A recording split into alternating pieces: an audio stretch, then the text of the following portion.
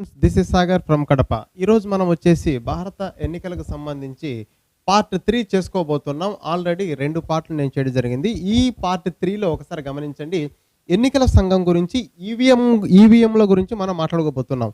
మళ్ళీ ఒకసారి చెప్తున్నా, చూస్తున్న వీక్షకులందరికీ చెప్తున్నా, ఎందుకంటే ఏదైతే బర్నింగ్ టాపిక్ ఉంటుందో ప్రజెంట్ ఎన్నికల జరిగే మూమెంట్ కాబట్టి పరీక్ష పేపర్ ఇచ్చే వ్యక్తి, ప్రశ్నలు ఇచ్చే వ్యక్తి కూడా ప్రజెంట్ ఉన్న బర్నింగ్ టాపిక్ మీద ఇవ్వడానికి ఆస్కారం ఉంటుంది. కాబట్టి ఇది ఇంపార్టెంట్ అని మళ్ళీ చెప్తున్నా. ఒకసారి గమనించండి. ఈరోజు మనం భారత ఎన్నికల సంఘం గురించి చెప్పుకోబోతున్నాం. భారత ఎన్నికల సంఘం ఆర్టికల్స్, ఎన్నికల వ్యవస్థ గురించి 324 నుండి 329 వరకు తెలియజేస్తుంది. అయితే భారత ఎన్నికల సంఘం ఏ ఆర్టికల్ ద్వారా తెలియజేస్తుంది అంటే 324ని ఎలా గుర్తుపెట్టుకోవాలంటే గమనించండి. మామూలుగా భారత ఎన్నికల సంఘంలో ముగ్గురు సభ్యులు ఉన్నారు. ప్రజెంట్ ముగ్గురు సభ్యులు ఉన్నారు. ఈ ముగ్గురు సభ్యులు కూడా ఈ ఎన్నికల సమయంలో 24 గంటలు పనిచేస్తూ ఉంటారని గుర్తుపెట్టుకోవడానికి ఆస్కారం ఉంది. భారత ఎన్నికల సంఘము అని రాగానే ఆర్టికల్ ఎలా గుర్తుపెట్టుకోవాలంటే భారత ఎన్నికల సంఘంలో ప్రజెంట్ ముగ్గురు ఉన్నారు. ముగ్గురు కూడా 24 గంటలు పనిచేస్తూ ఉంటారు అని గుర్తుపెట్టుకుంటే, మామూలుగా ప్రజెంట్ సభ్యుల సంఖ్య భారత ఎన్నికల కమిషన్లో ప్రస్తుత సభ్యుల సంఖ్య ఎంతంటే ముగ్గురు ఉన్నారు. ఆ ముగ్గురు కూడా 24 గంటలు పనిచేస్తూ ఉంటారు. ఎందుకంటే ఎన్నికల సమయంలో హాట్గా ఉంటుంది కాబట్టి 324 అనేది భారత ఎన్నికల సంఘం యొక్క ఆర్టికల్. అయితే ఈ భారత ఎన్నికల సంఘం ఎప్పుడు ఏర్పాటైందంటే 1950వ సంవత్సరం జనవరి 25వ తేదీ. ఈ తేదీ చూస్తుంటే ఒకసారి గుర్తొస్తుంది, గమనించండి. 1950లో జనవరి 26వ తేదీ రాజ్యాంగం అమలు అయిన తేదీ జనవరి 26, 1950. అయితే రాజ్యాంగం అమలు కన్నా ఒక్క రోజు వెనక తీసుకుంటే ఈ యొక్క ఎన్నికల సంఘం ఏర్పాటైంది 1950 జనవరి 25వ తేదీ. అందుకని జనవరి 25వ తేదీని జాతీయ ఓటర్ల దినోత్సవంగా చెప్పుకుంటాం. చాలా ఇంపార్టెంట్. జాతీయ ఓటర్ల దినోత్సవం ఎప్పుడంటే జనవరి 25వ తేదీ. ఎన్నికల కమిషన్లో ప్రస్తుతం ఎంతమంది అని చెప్పాం? ముగ్గురు సభ్యులు. అయితే ప్రజెంట్ ఎవరున్నారంటే ప్రధాన ఎన్నికల కమిషనర్గా సునీల్ అరోరా, ఇతర సభ్యులు ఇద్దరున్నారు. రెండో వ్యక్తి ఎవరంటే అశోక్ లావాసా, మూడో వ్యక్తి సుశీల్ చంద్ర.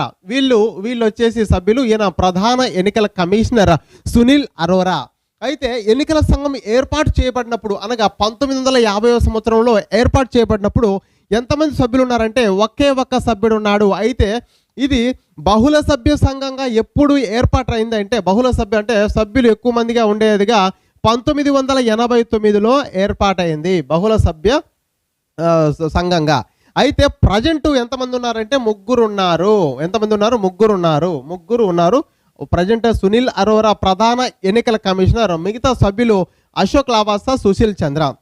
ఇక్కడ ఒకసారి చూడండి. భారత ఎన్నికల కమిషనర్ను మరియు సభ్యులను, అంటే ప్రజెంట్ ముగ్గురున్నారు కాబట్టి వాళ్ళను ఎవరు ఎన్నుకుంటారు, ఎవరు నియమిస్తారంటే రాష్ట్రపతి చేత నియమించబడతారు. ప్రధాన ఎన్నికల కమిషనర్ మరియు సభ్యులు. ఇక్కడ ఒకసారి చూడండి. ప్రధాన ఎన్నికల కమిషనర్ను పార్లమెంటు ప్రత్యేక తీర్మానం అంటే ప్రత్యేక మెజారిటీ అంటే 2/3 వంతు ద్వారా రాష్ట్రపతి ద్వారా తొలగించడం జరుగుతుంది. ఒకసారి గమనించండి. ఇక్కడ ప్రధాన ఎన్నికల కమిషనర్ను నియమించేది రాష్ట్రపతి. అయితే అతన్ని తొలగించాలంటే మీరు గుర్తుపెట్టుకోవాలి, రాష్ట్రపతి డైరెక్ట్గా తొలగించలేడు.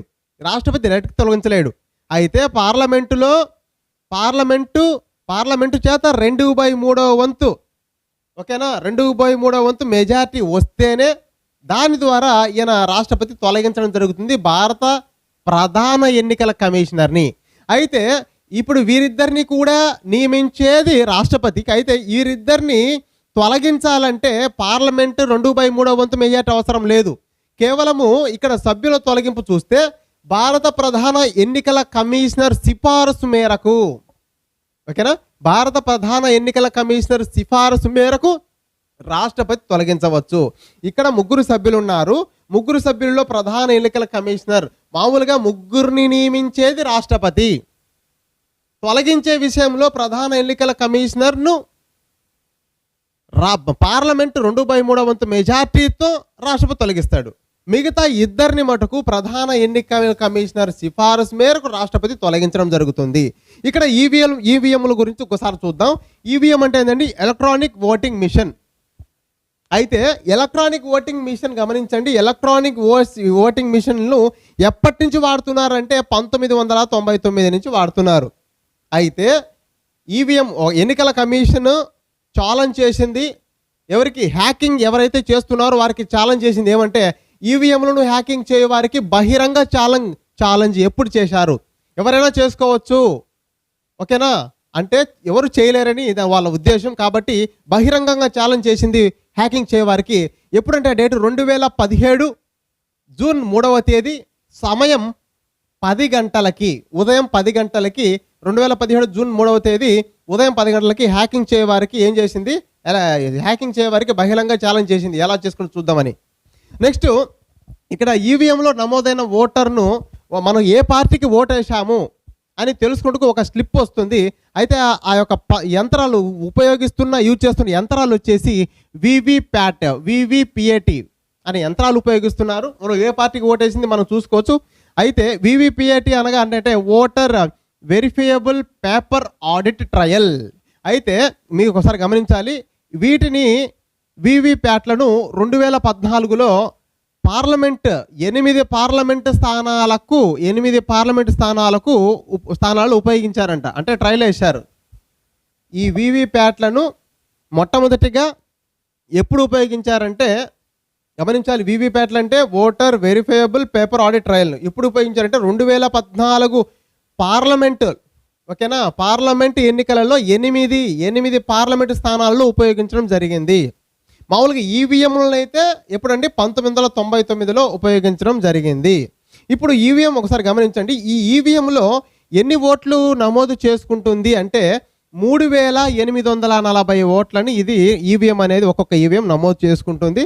అయితే ఒకసారి గమనించండి, ఈ యొక్క ఈవీఎంలో ఎంతమంది అభ్యర్థులు పోటీ చేయవచ్చు అంటే గమనించండి, ఈవీఎంలలో బ్యాలెట్ యూనిట్లో 16 మంది అభ్యర్థులకు అవకాశం ఉంది, అంటే పోటీదారులకు అవకాశం ఉంది ఒక ఈవీఎంలో.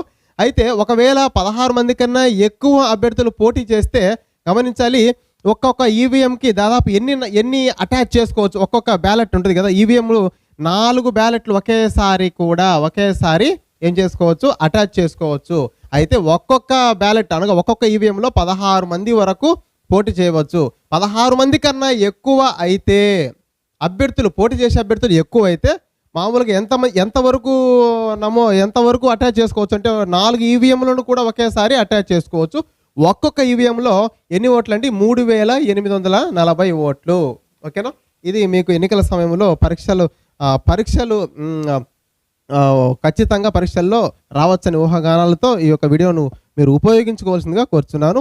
మరి ముఖ్యంగా మన డిస్క్రిప్షన్లో మనకు వాట్సాప్ లింకులు కానీ టెలిగ్రామ్ లింకులు కూడా ఉన్నాయి, మరియు పాత వీడియోలు కూడా మీరు ఉపయోగించుకోవాల్సిందిగా కోరుచున్నాను.